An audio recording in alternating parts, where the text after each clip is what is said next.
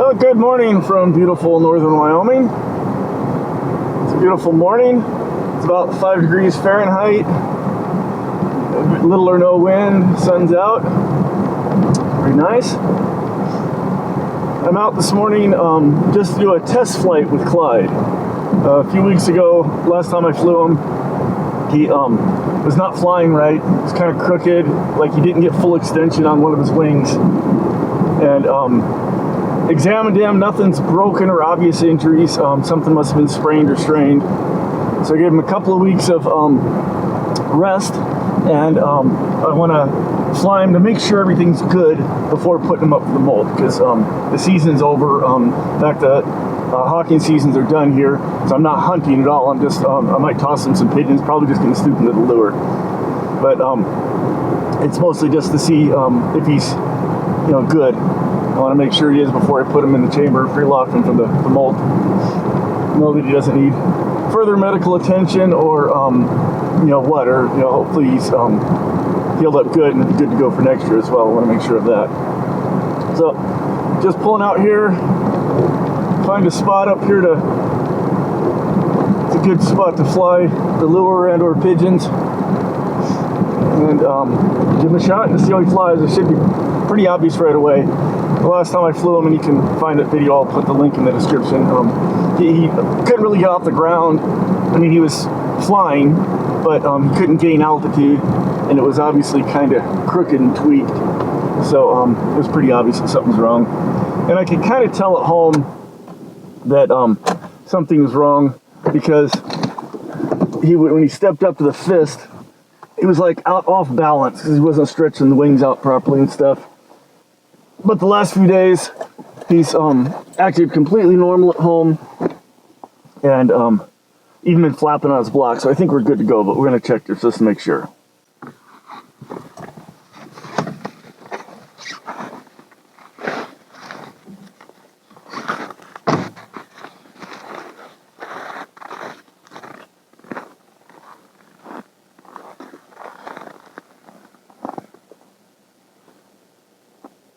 That's just a raven, not an eagle. Good.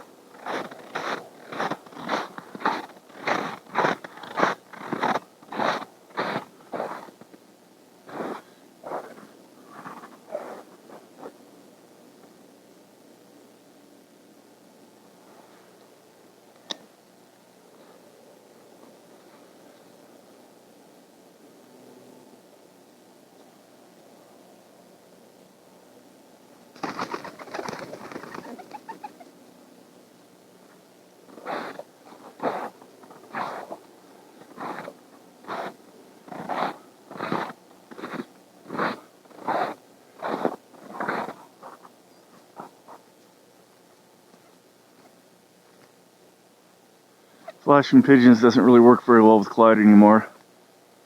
He's been slow to get going his whole life, so he's seen flashing pigeons a lot, and he's kind of learned to ignore them.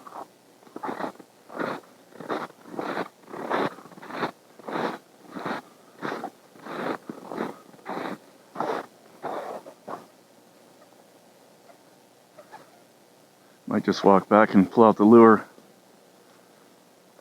I think I can tell what he's got going. Health-wise, stooping the lure is good, better than any other method.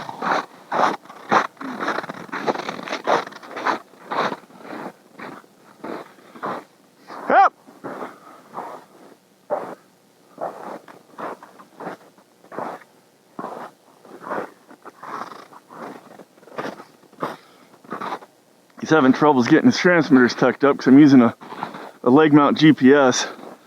I cut the backpack off of him just to make sure that wasn't the problem interfering. Hop!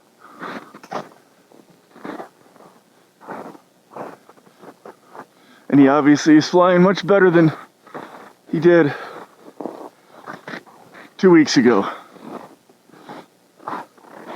So I think we're good. Still seems a little bit off. Maybe he's not completely healed, but he's mostly just fussing with that leg mount transmitter. GPS transmitter is kind of a big transmitter to leg mount. But I didn't want to bother putting a new backpack on him just before the molt. I'll wait until next fall to do that. Good job, good job.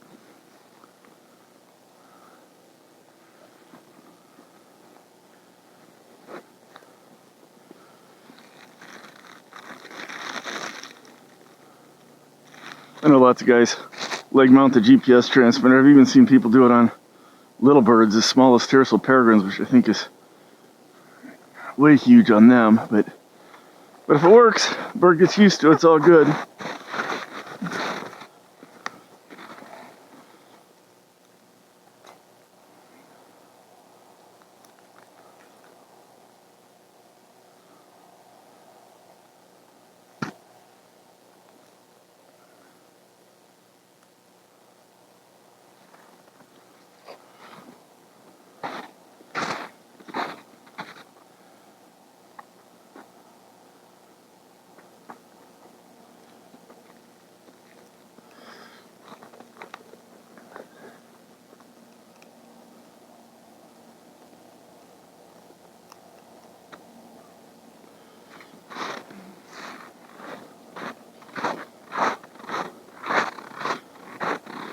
I wasn't looking for any stupendous flight and stoop. Just looking for an evaluation, which I got. And it's good. Call it a clean bill of health.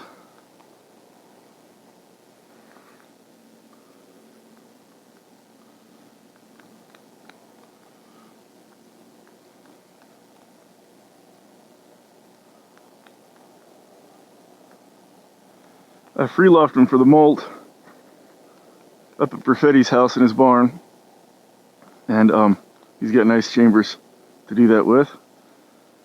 And we've been free lofting him with Bonnie, Perfetti's bird, who originally was my bird and was flown in a cast with Clyde, and so they get along quite well, and they share a chamber just fine there in the molt. Not trying to breed them or nothing. I mean, she's a female deer peregrine, which is, so breeding from her is almost impossible. But not looking to do that anyway, even if it was. And then she's never laid or anything, so.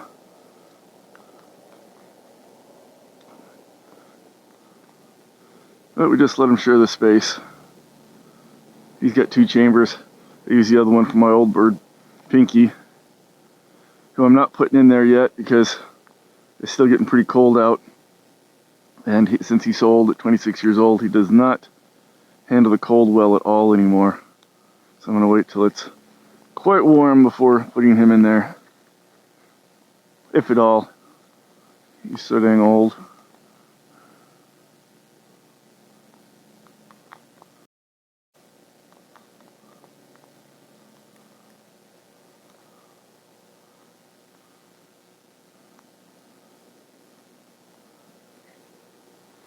Not very hungry, huh, Clyde?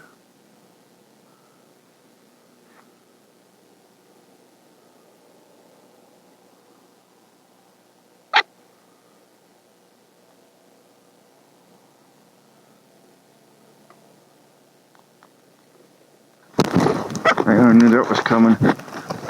When he doesn't finish the last bite, he ever wants to be hooded. Come on. Okay. I'll do this the hard way.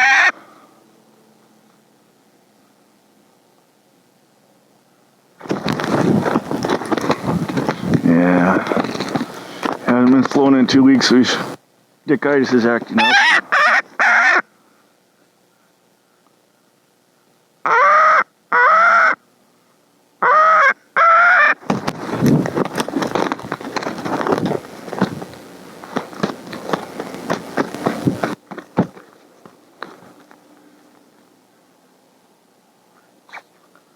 That's what you call a gyrfalcon tantrum.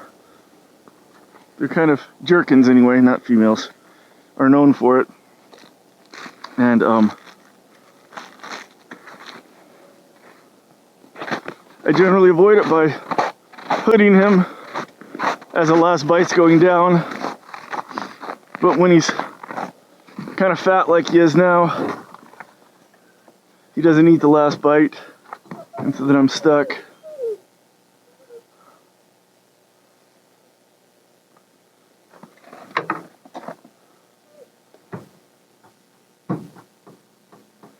I've mostly avoided it this year. I think he's only did it once or twice at the very beginning of the season.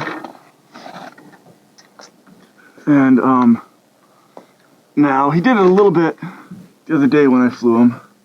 But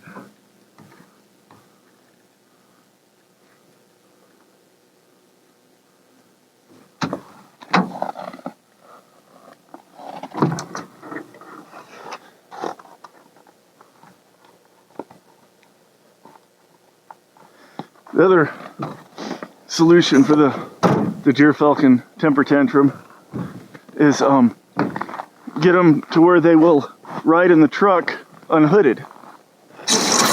And because it's not about the hood, it's about being done. They don't want to quit.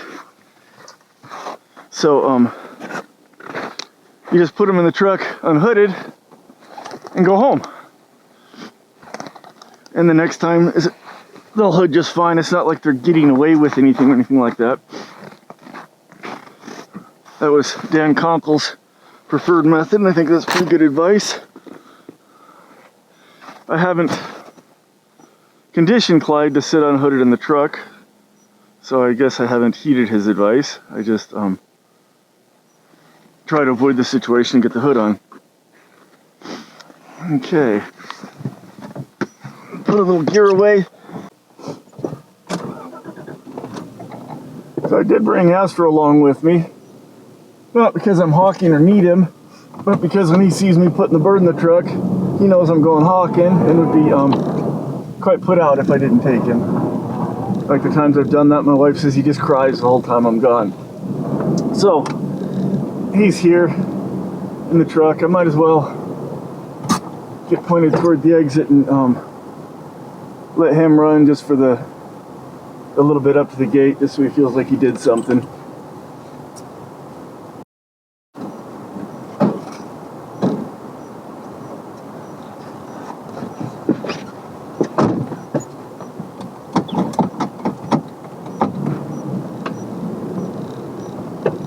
I do occasionally for the next month or so bring Astro out and let him run just to get him some exercise and just to get out myself because it's enjoyable.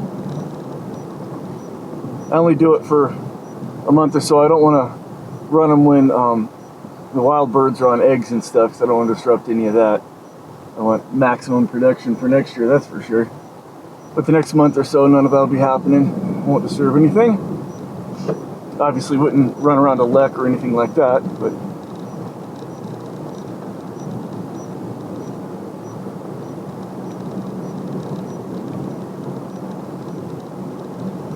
and more time in the field is just good for him. More time to get your dog or your birds out on wild game, the better they get.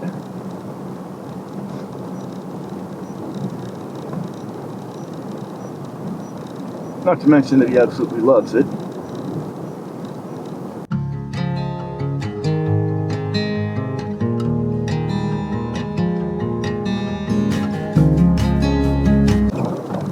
Okay, this is good.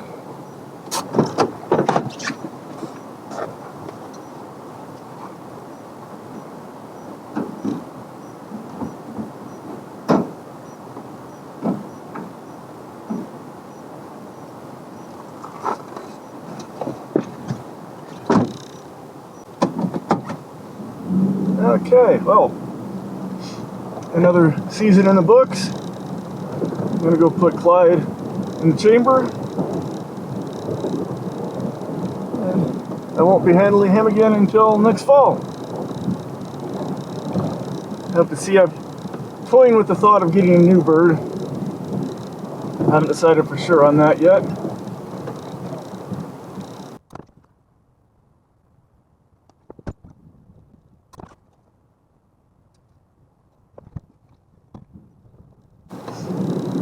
So if I do get a new bird, I was kind of thinking on getting a light taken eyes prairie. I've flown a number of those. I think, let's see, 5 or 6 of them. And they almost all, one was not, but all the rest, 5 out of 6 turned out really good. So I'd say it's a pretty good ratio. Haven't flown a prairie in a while. Kind of fun. Like them. But I don't know.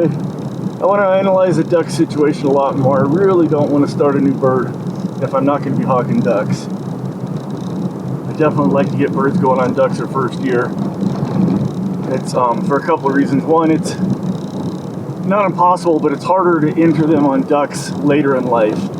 It's easier to do it early in life. But also, the ducks are easier to kill than upland game.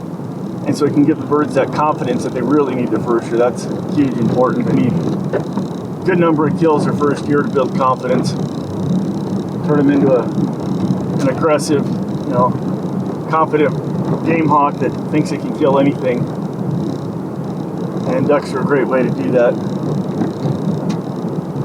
Starting a bird without ducks would be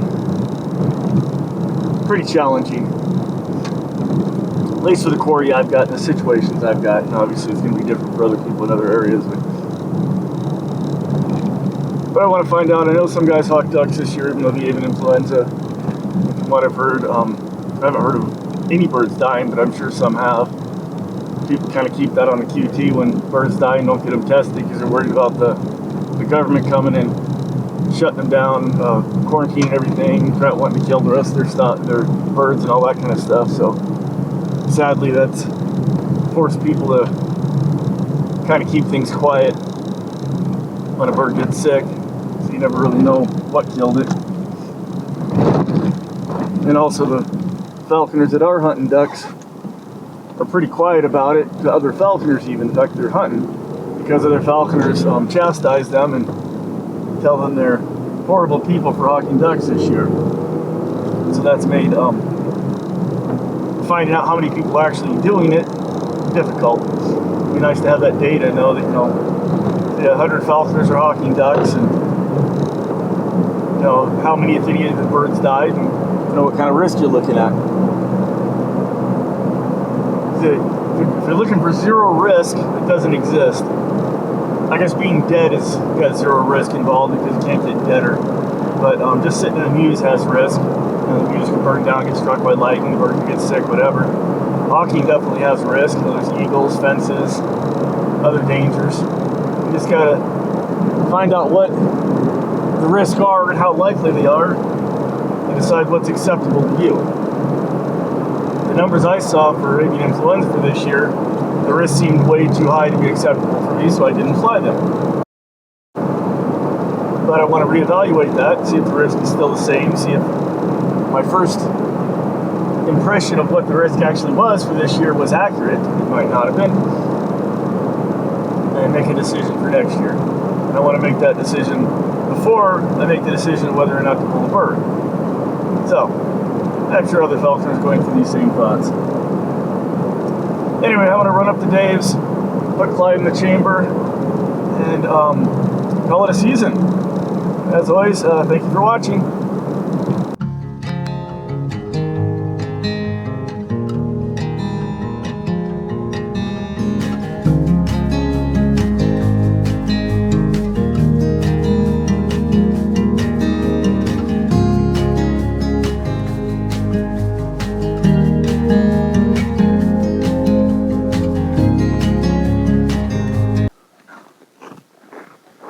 Okay, well, I'm gonna put Clyde up for the season. Here, Astro, you can run around while I do this. Oh, kind of parked on a drift. It's got this way high.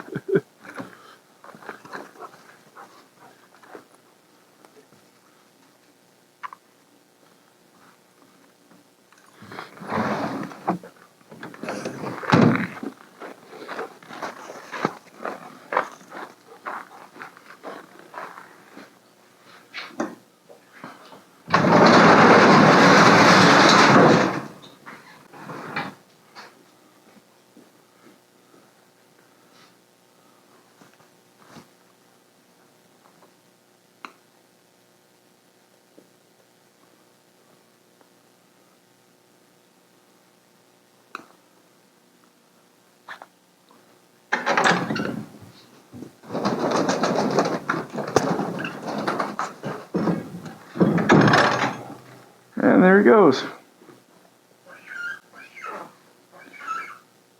And there with his old friend Bonnie. Got some more food for him.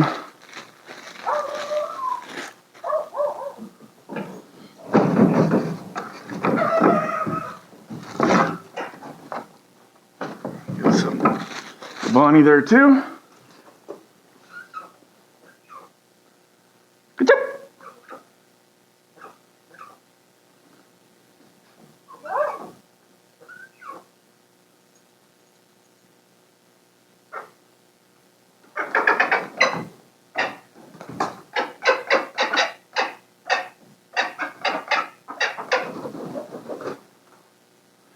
Well, season's officially over. Clyde's on his favorite perch to eat. Bonnie's on hers. All is good. Well, until next year.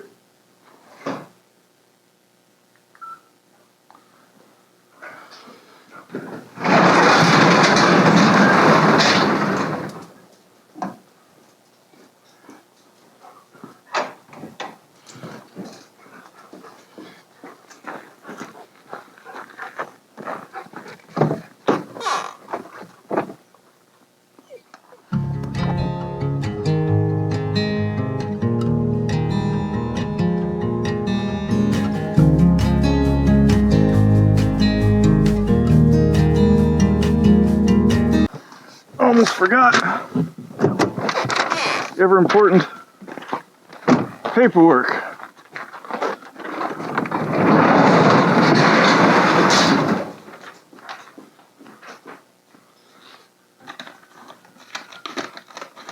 It's old. Since Clyde is my bird and he's at Dave's facilities, he needs paperwork to make it all legal. Is all good?